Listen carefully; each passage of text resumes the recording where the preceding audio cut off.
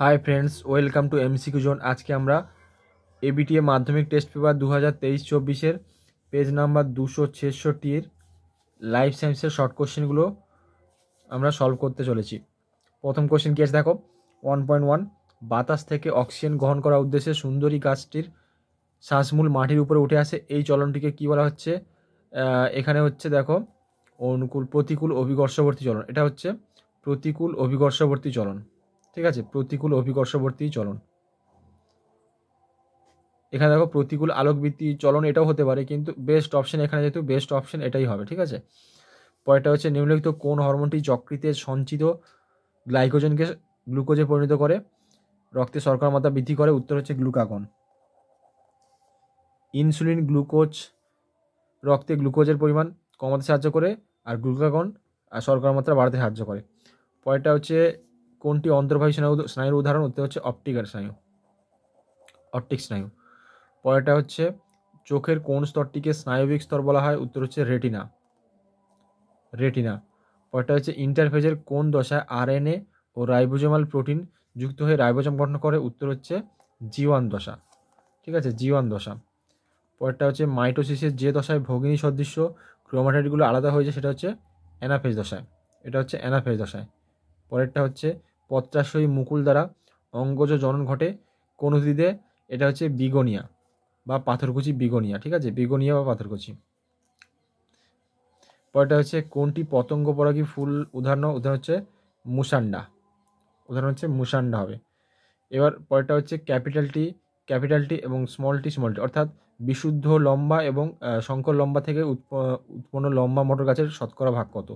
এখানে দেখো ক্যাপিটাল, এখানে আমাদের চেকার বোর্ড দেখতে হবে কীভাবে হচ্ছে। দেখো এখানে capital T cross capital T small T, তাহলে এখানে ক্রস করলে আমাদের চেকার বোর্ড যদি করি তাহলে কি হচ্ছে? এখানে ক্যাপিটাল টি, এখানে ক্যাপিটাল টি স্মল টি, তাহলে এখানে ক্যাপিটাল টি স্মল টি, এখানে ক্যাপিটাল টি স্মল টি। এবার কোশ্চেন বলা হয়েছে কি লম্বা, শুধুমাত্র লম্বা মোটর গাছের শতকরা ভাগ নিয়ে বলছে লম্বা। ঠিক আছে, এখানে লম্বা বলা হয়েছে।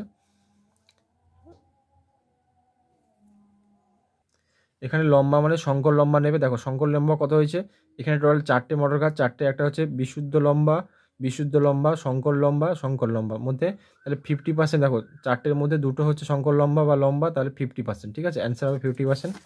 তাহলে উত্তর হচ্ছে 50%, অপশন এ রাইট অ্যান্সার। পরেরটা হচ্ছে মানুষের ক্ষেত্রে মুক্ত কর্ণছত্র এবং রোলার জীব যথাক্রমে যে যে বৈশিষ্ট্য শনাক্ত করে সেটা হচ্ছে প্রকট এবং প্রকট। রোলার জীব প্রকট এবং প্রকট, দুটোই প্রকট। পরেরটা হচ্ছে নিচের কোনটি পতঙ্গ ও বাদুড়ের ডানার মধ্যে সম্পর্ক স্থাপন করে? উত্তর হচ্ছে সমবৃত্তি অঙ্গ। পরেরটা হচ্ছে নিচের কোন পরিবর্তনটি ঘোড়ার মধ্যে ঘটেনি? এখানে উত্তর হবে পায়ের সবকটি আঙুলের দৈর্ঘ্য বৃদ্ধি এবং প্রস্থে বৃদ্ধি, পায়ের অপশন বি। ঠিক আছে, তারপরে হচ্ছে ক্রায়ো সংরক্ষণে উদ্ভিদ নমুনা কত তাপমাত্রায় সংরক্ষিত হয়? -196°C। পরেরটা হচ্ছে ভারতের প্রথম জাতীয় উদ্যান হচ্ছে জিম করবেট ন্যাশনাল পার্ক। পরেরটা হচ্ছে জেএফএম প্রকল্পটি চালিত হয় পশ্চিমবঙ্গের আরাবারি অরণ্যে। এবার পরেরটা দেখো, শূন্যস্থান পূরণ করো। ড্যাশ হরমোন ও সপুষ্পক উদ্ভিদের বীজ ও মুকুলের সুপ্তাবস্থা ভঙ্গন করে? উত্তর হবে জিববারেলিন। পরেরটা হচ্ছে জোড় কলমের মাধ্যমে স্টকের সঙ্গে সিয়নের জোড় লাগানো হয়। ঠিক আছে, উত্তর হবে সিয়ন। নেক্সট হচ্ছে উভলিঙ্গ ফুল থেকে অপরিণত অবস্থায় পুংকেশর অপসারণকে কী বলে? ইমাস্কুলেশন বলে। পরেরটা হচ্ছে মানুষের মেরুদণ্ডের শেষ প্রান্তে অবস্থিত নিষ্ক্রিয় অঙ্গ হচ্ছে কক্সিস। নেক্সট হচ্ছে 2.5, জলাভূমিকে প্রকৃতির বৃক্ষ বলা হয়। পরেরটা হচ্ছে ড্যাশ হচ্ছে একটা গ্রিনহাউস গ্যাস, CO2 হতে পারে, মিথেন হতে পারে, CFC হতে পারে। পরেরটা হচ্ছে CSF বা সেরিব্রো স্পাইনাল ফ্লুইড এক প্রকার পরিবর্তিত কোলাস, এটা হচ্ছে সঠিক হবে। নেক্সট হচ্ছে ডিম্বাণু কেবলমাত্র X ক্রোমোজোম যুক্ত হয়, এটা হচ্ছে ভুল, X এবং Y দুটো ক্রোমোজোম যুক্ত হতে পারে। পরেরটা হচ্ছে জননের মধ্যে একমাত্র যৌন জননের সঙ্গে যৌনক্রমের সম্পর্ক রয়েছে, এটা হচ্ছে সঠিক।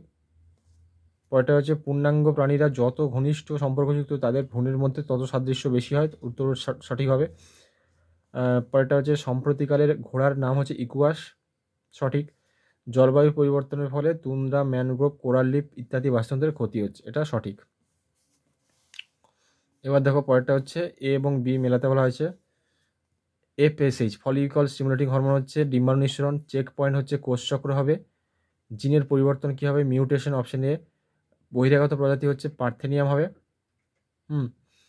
বহিরাগত প্রজাতি পার্থেনিয়াম হচ্ছে। তারপর যে জীববৈচিত্র্য হচ্ছে জলবায়ু নিয়ন্ত্রণ, মাইটোসিস হচ্ছে সমবিভাজন।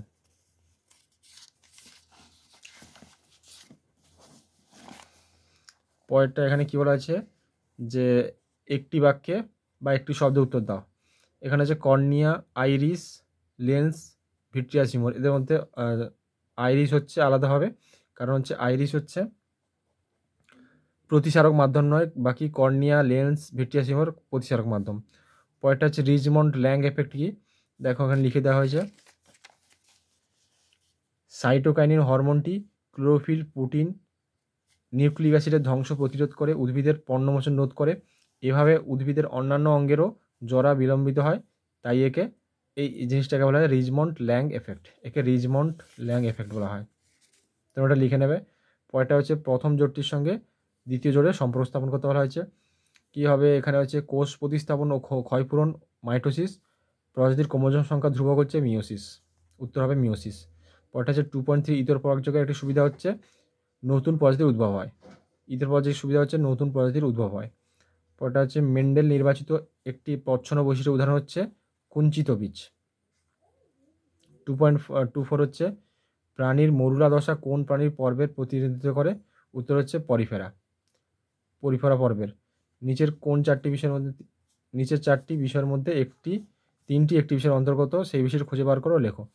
চিড়িয়াখানা, বোটানিক্যাল গার্ডেন, এক্সিডু সংরক্ষণ, ক্রায় সংরক্ষণ। তাহলে এটা হচ্ছে এক্সিডু সংরক্ষণ, সবই হচ্ছে এক্সিডু সংরক্ষণের মধ্যে পড়বে। পরেরটা হচ্ছে শব্দ দূষণ আমাদের হৃৎপিণ্ডের উপর কী প্রভাব ফেলতে পারে। লাস্ট কোয়েশ্চেন আমাদের, এটা হচ্ছে আমাদের হৃদস্পন্দনের হার বৃদ্ধি করে। ঠিক আছে, হৃদস্পন্দনের হার বৃদ্ধি করে।